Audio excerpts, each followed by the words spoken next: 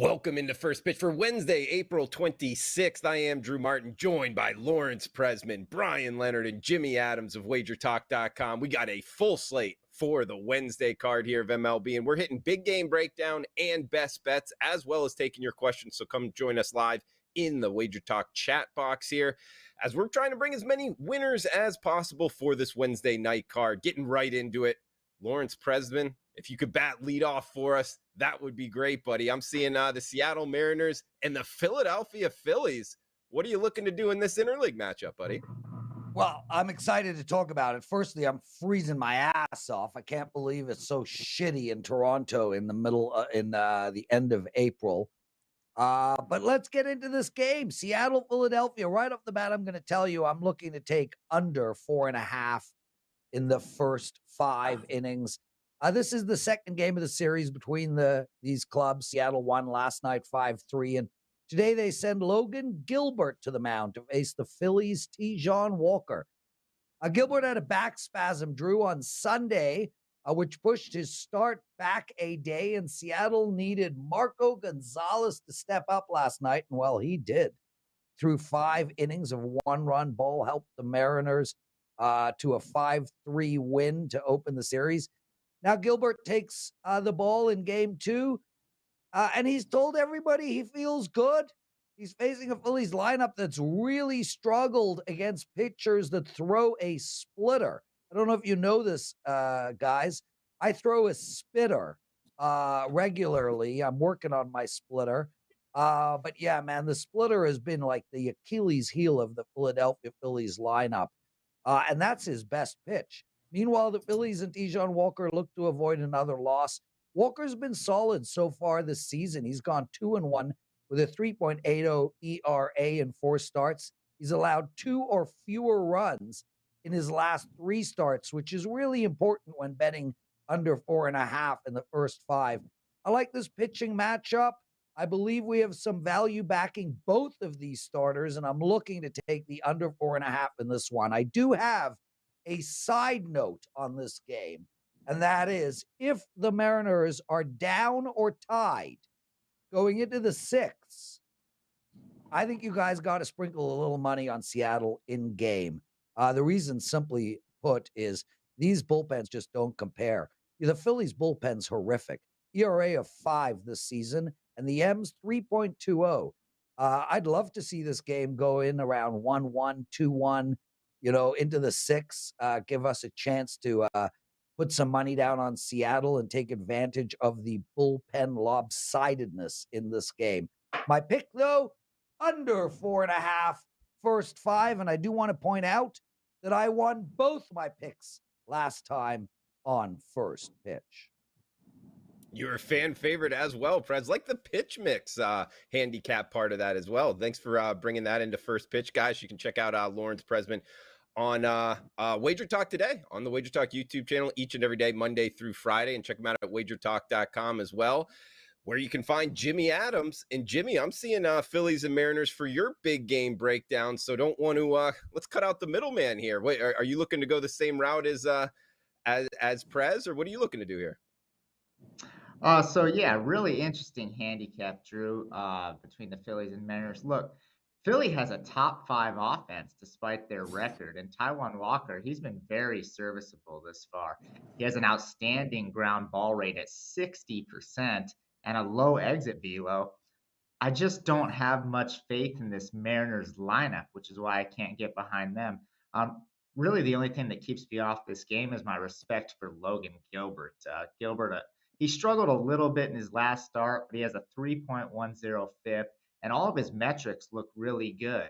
He doesn't have a good spin rate, but everything else is solid. He strikes out batters. He hits his command is strong, doesn't walk many guys, doesn't allow many barrels. His chase rate is up from a season ago, et cetera, et cetera. Everything I'm seeing from Gilbert looks solid. And then you heard the Prez touch on it. Seattle has a sizable bullpen advantage. I'm higher on this Philly offense than most, so I'm going to lean Philly, but this is definitely going to be a stay away and an interesting game for me to watch. Let's head from Philly in Seattle to West Coast here. Late night action, Brian. I'm seeing your big game breakdown. We got the Cardinals and the Giants near pick'em price, 9:45 Eastern slate. What are you liking here with the Cards and the Giants tonight? Yeah, this was an interesting handicap for myself because Anthony Descafani he had a terrific year a couple years back, but for the most part, he's been just a journeyman in Major League Baseball. And he's gotten off to a great start this year. And right now, you take a look at his numbers, they look terrific. But when you take a look at his advanced stats, when you take a hard hit rate and the like, it's a situation where you're looking to fade him. And I think we can get some value here. Steven Matz is a guy who is equivalent to Desclafani. I've got them both rated about the same when you take a look at it, but he's gotten off to the weak start. His fly ball rate's been bad, gives up a lot of home runs so far. And that's been the problem with a lot of the St. Louis starting rotation overall. The Cardinals pitching staff has been bad this year so far. But I think, even though both these teams have less than 500 records, I'm not going to deviate too much from my preseason expectations were San Francisco to be a losing team and St. Louis to probably win that division. So to get this in near of a pick'em situation with a team that I think has some positive regression in Steven Matz going against negative regression in Desclafani, I think this is a nice bargain in the pick'em range. So I just want to talk about this and see and let people know that, yes, you could take a look at what's happened in the last 2 weeks, 3 weeks, or you could look at what's going on for the full season, what was projected to be the full season. I think there's value here on St. Louis, and we'll use that. Good stuff from Brian Leonard. Guys, check him out, WagerTalk.com. Fire away any questions here in the live chat as we got best bets coming to you. And we're taking any questions from you, either on this show. If you guys want, if you're watching on replay, feel free to reply below on the WagerTalk YouTube channel. We'll answer any questions on tomorrow's show, the rest of this week going forward on First Pitch, 2 o'clock Eastern time, right here on the WagerTalk YouTube channel. I guess we could start this off. Brian, you brought up something there in your handicap the last week, the last 2 weeks, full season. You mind breaking down which one is really more important for you? Because you go over some of these baseball stat websites, they allow you to break it down the last week, the last 3 days, the last 14 days. Do you do each category and your full season? How would you kind of handicap that? Yeah, this goes back to years ago when I lived in Cleveland. They used to put in the last 3 starts, and they'd say their record on the season, the last 3 starts. Last 3 starts is too much of a small sample size, and people who handicap off the last 3 starts and somebody's on, oh, this guy's hot. It's not like a Major League Baseball hitter where every day you're going out there 3 games in a row, you're seeing the ball well. You've got a week off pretty much between each start for these starters. So even though you're using the last 3 starts, it's still a small sample size. So I like to fade teams and fade players in that regard. I look for the longer reference. Anytime you get a bigger sample size, it's more telling. And, in Major League Baseball, you could pitch, and we saw this, just the Oakland game yesterday with the rookie, hotshot rookie pitcher comes out in the first inning, and he misses a strike by inches, and then a little blue pit, and then a home run, and it's in the scoreboard that he got bombed. Well, he didn't pitch that badly. And so that means in the future, we're looking to play on him, where most people will just look in the box score and see that he gave up so many runs and so many innings or whatever. Baseball is just one of those games where an inch away from a line drive down the left field line goes foul. It's just so many things. If you don't watch the games, you don't understand really how the teams are playing. So if I'm going to look at just stats, I would prefer the bigger sample size, which would be a season, multiple seasons, last month or 2, that kind of thing. Thanks for that, Brian. And Prez, we had some comments on you making your debut appearance last week for First Pitch, man. Some great stuff out there. Nick Lele put something, and we got some current chat box here from Jason. Did Prez get lucky last week as well? And did Viv hang a curveball to you? How was it, man? Do you mind giving us a recap? Yeah, so I first scooped her into my arms, stared lovingly into her eyes. Then I said, "Damn it, the Leafs lost. I can't do this tonight. I'm in a bad freaking mood." And she's like, "Okay, we'll move it to tomorrow." That's pretty much how it went down. So, yeah, that was a Tuesday night. If I recall, the Leafs' first game of the playoffs, the Leafs got annihilated, and there was no bounce in my step. However, I did get lucky during the week. So, yes, I got lucky that week. I just didn't get lucky that night. But I do want to shout out Russell Deck. He writes, "Oh no, Prez is here. He's everywhere. I see you more than my wife." Russell, I see your wife more than you as well, my brother. Anyway, I want a close up on Brian Leonard's beard. Is it down here as well? Like I've got it everywhere right now. I'm trying to test it out.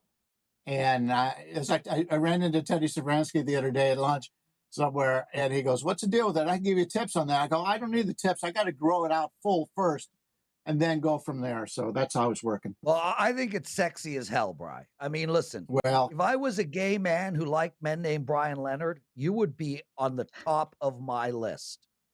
I don't know what to say about that.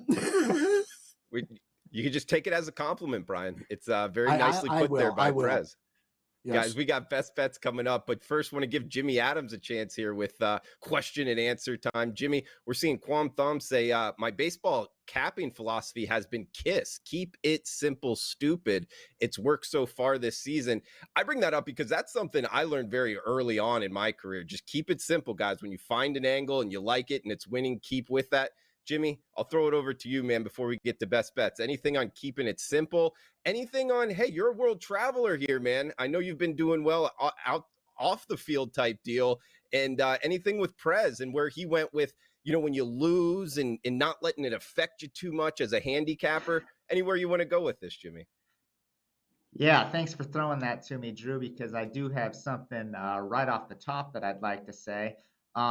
We took a terrible beat yesterday, and I know that a million of you were on it. A lot of the viewers were on it. Look, no one is more pissed than me, and unfortunately, these things happen.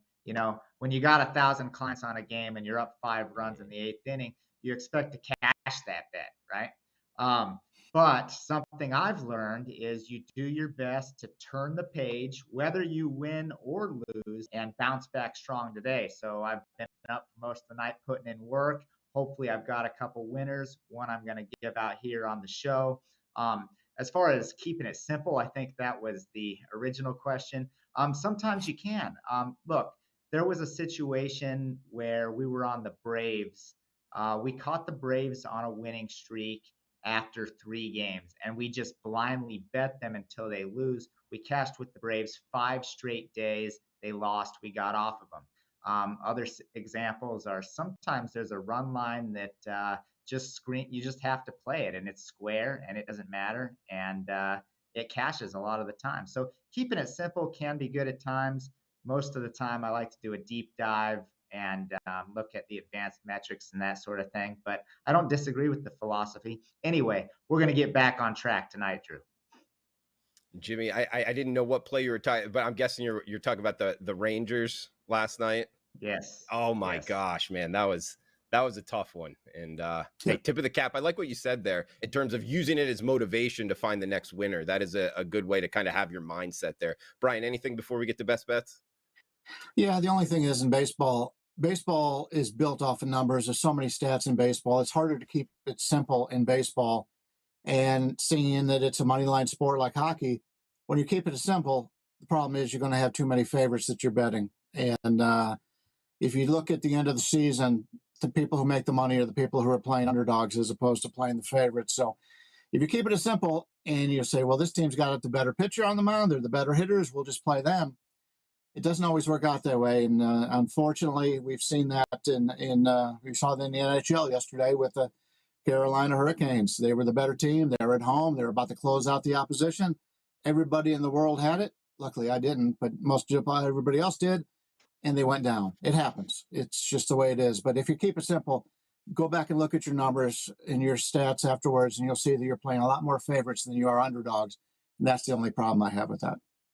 Yeah, I didn't have Carolina either, Bry. Drew, can I jump in with something? Go ahead, Prez. Yeah, okay, so I was talking to a friend of mine, really top-notch lawyer, who is one of the best bettors I've ever met in my life. And he was telling me a theory in baseball that I want to throw at you guys. And maybe we can't answer it today, but I'm curious what Brian thinks. Basically, what he's doing, and as far as keeping it simple, is he's literally taking all dogs in the game one of the first game of the series. If they win, that he doesn't make another bet that series. If they lose, he doubles his money for the second game. If that loses, he doubles it again for the third game. So he's playing a Nightingale concept, but his overall thoughts are even the worst teams in the league do not get swept often. And I've just been chewing on this theory for like days and days, and I'm fascinated by it. I'm just curious if any of you guys have anything to add on that theory, and I want Ralph to do the numbers. Well, it's the Martindale system. Yeah, the Martindale. Yeah, but in a limited environment, it's only based inside of the series. So he's not martingaling forever until he finally makes his money back. He's just staying inside of a series. Well, I wouldn't recommend it. Every game is independent of each other. Baseball is a different game than the others because you got a different starting pitcher every time out. I wouldn't recommend it. To me, it's a Martindale thing, and those have never been proven to work. So he may be a really good lawyer, but I wouldn't recommend this unless somebody's got the numbers that could prove me wrong. You just got to treat every game. I don't know. Differently, yeah. I don't know. And yes, I called it the Nightingale. My apologies. Yeah, it's been talked about in the past, and I've got guys who will bet because years ago, if you bet on the team that won 3 in a row and you bet against a team that lost 3 in a row, it did well for a couple of years. Well, historically, it's not going to make a difference. Right. So.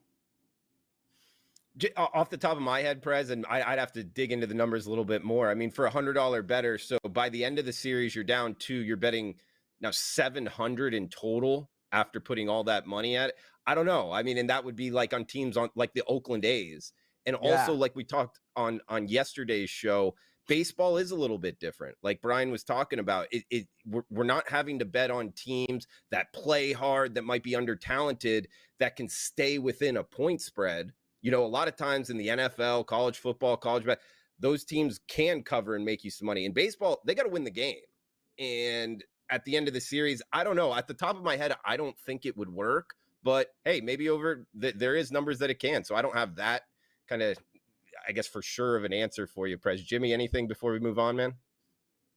I heard this theory a couple years ago, and I completely blew it off. I have no interest in trying. I don't think it'll work, and I think that individual handicapping, as Brian mentioned, is best. So that's all I have to say, really, on it. Sorry for hijacking.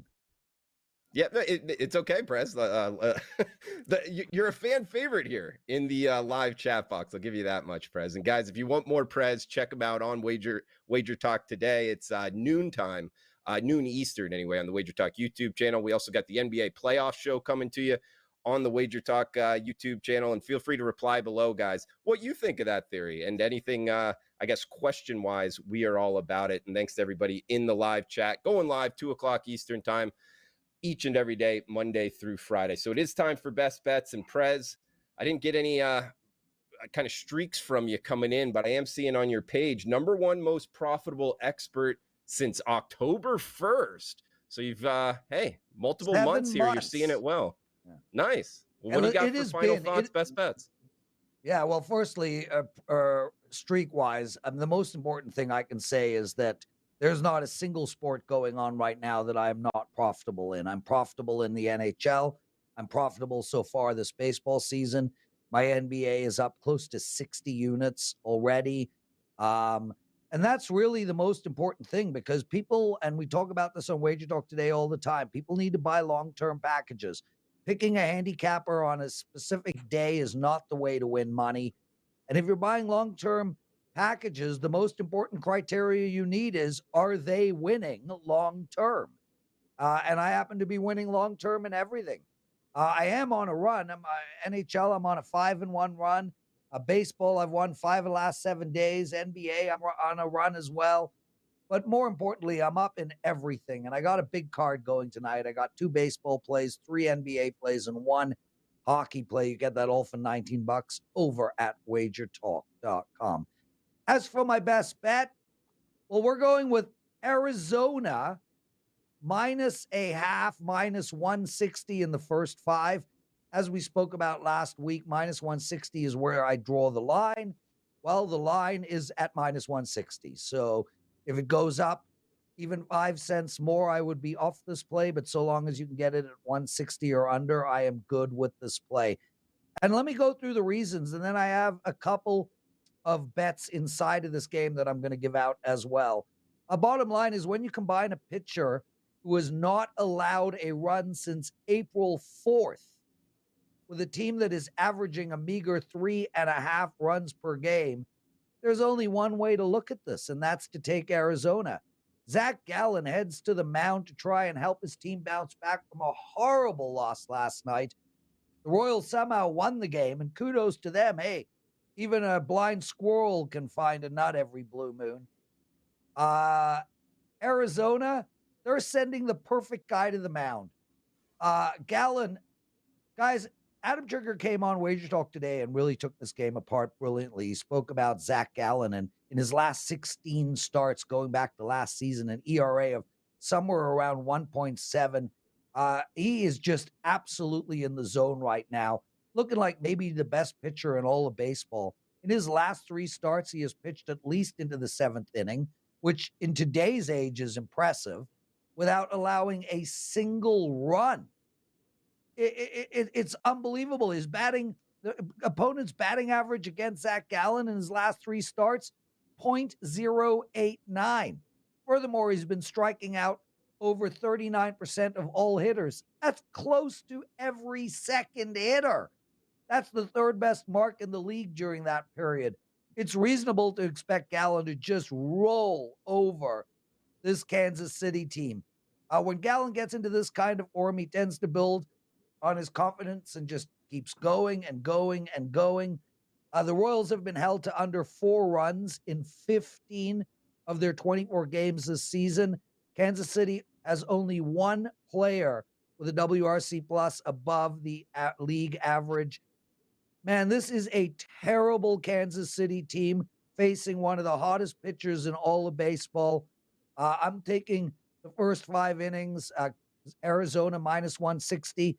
And I, guys, I think you should sprinkle a little bit on the Royals team total first 5 innings under 1.5 runs, and Zach Gallen strikeout prop over 6.5.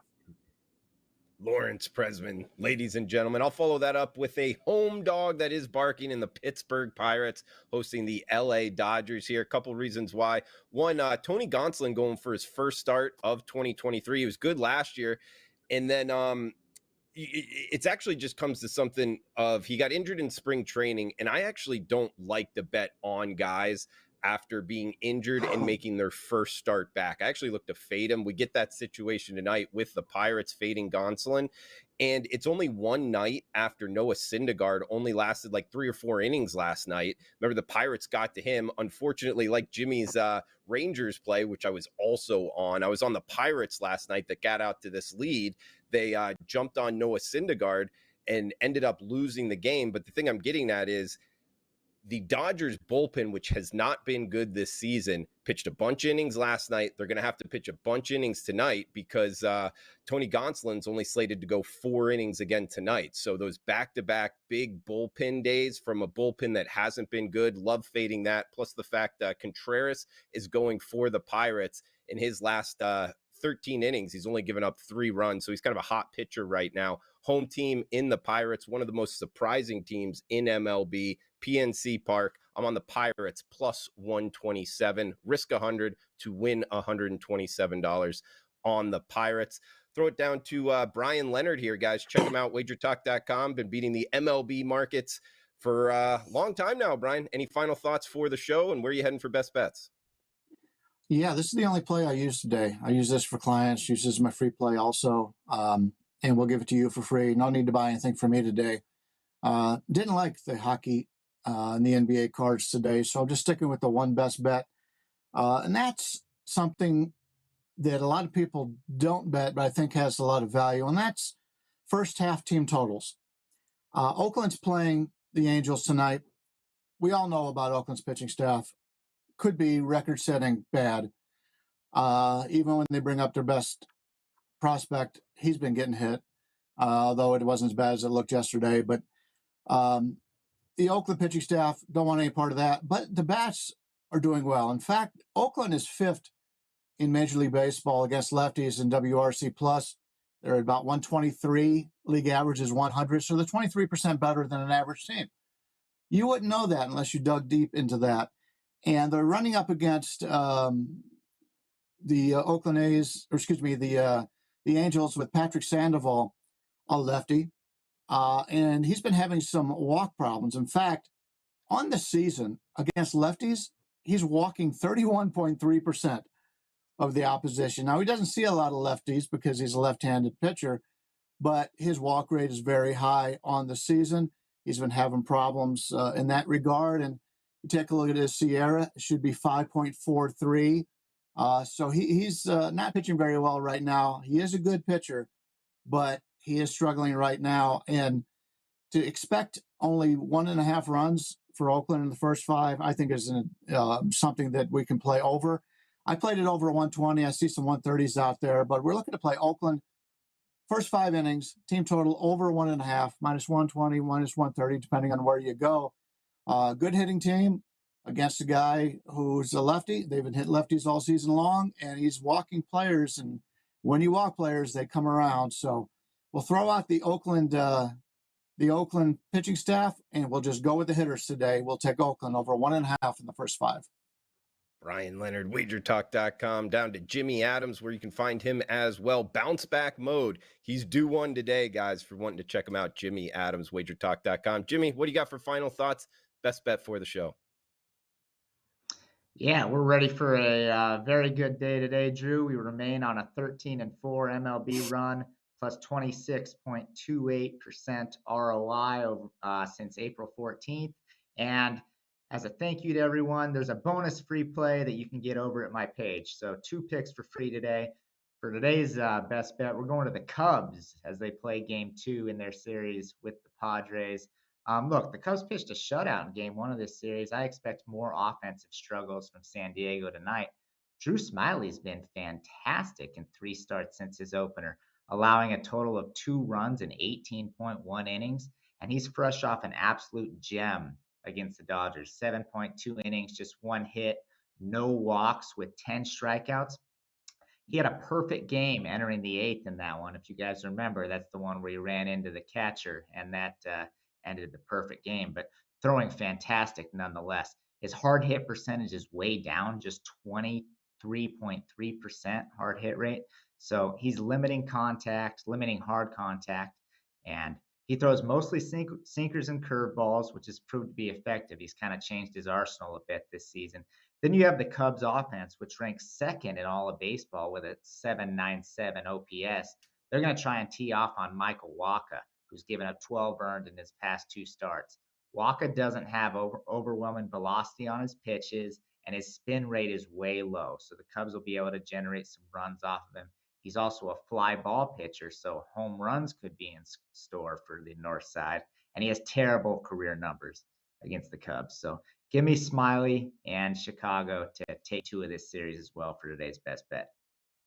Not only a cool first name, Drew Smyly, good on the hill there with the Cubs. Jimmy Adams going on that. Jimmy, I will say this. We got a comment here from Mo Harris. Jimmy kind of looks like Justin Bieber. Have you ever heard that one before, Jimmy? I have Yeah, never no. got that one before. No, I have What? not. I will say that I do think I have a recognizable face because I do so much traveling, as you know, Drew. And everywhere I go, people will think they know me, and I'm like, I've never been here before. I promise you don't know me. So I think my face is recognizable, but I've never got Justin Bieber. Yeah, that Ma- Drew, you know what I always used to get was Billy Crystal. Everybody always used to think I looked like Billy Crystal. And, I could see that. Yeah. Yeah, I see that one. Yeah. and the Maybe funny thing Jimmy needs is, to stay out of the post office. Maybe everybody sees his poster up in the post office. That's what it is. Most wanted That's man. probably here, it. That's here's probably what it. I know. And I know Drew and Jimmy are young, but Brian will remember there were days where the internet didn't exist. And those were my prime go to bar days. So I would go to the bars and I would get my friend to walk up to the bouncer and say, "That's Larry Crystal over there, Billy's eldest son. Do you mind? Can we skip the line?" It worked every time. They couldn't Google it. And I just went as Larry Crystal for like 5 years trying to pick up the women. Don't you have to show them an ID when you get into the place? No. They never asked. Canada doesn't care if you're underage drinking? No, but I'll tell you, man, America is out of control with that. I mean, I go to Vegas at 53 years old and I'm getting carded. Anyway. He's the Prez. You heard from Brian Leonard as well. Jimmy Adams, as we recap best bets here. Pirates plus 127. That's my best bet. The Prez, Arizona, first five, minus the half a run, minus 160. Brian Leonard, Oakland A's, first five, team total over 1.5, minus 120. And Jimmy Adams, you heard it from him. Chicago Cubs, pick'em price, minus 105. So check out myself, the Prez, Brian Leonard, Jimmy Adams, all at WagerTalk.com, guys. Remember, tomorrow, half off any place, so check it out. Good day to do so. Feel free to reply below. Any questions are welcome. Please smash that like button. That does it for the show. Thanks for tuning in. Cash those tickets. A 30-day all-access pass is priced at $299, but for a limited time, we have discounted that price to $239, dropping the daily cost to $8.30 per day. Basically, we took $9 Monday, dropped the price, and we're giving you the option to lock the discount for a full 30 days. Even better, for a limited time, we are adding 7 days free. That's a $99 value to kick in once your 30 days expire. This brings your new daily cost to $6.40 per day. So outside of the discount on 30-day all access, we are tossing in a free 7-day all access and $99 value for a combined savings of $159. So to recap, for the next 37 days, you'll get all plays across all sports from your favorite WagerTalk or Sports Memo handicapper played during your access, including 5% best bets for around $6.45 per day. Act fast as the special offer expires at midnight on May 1st.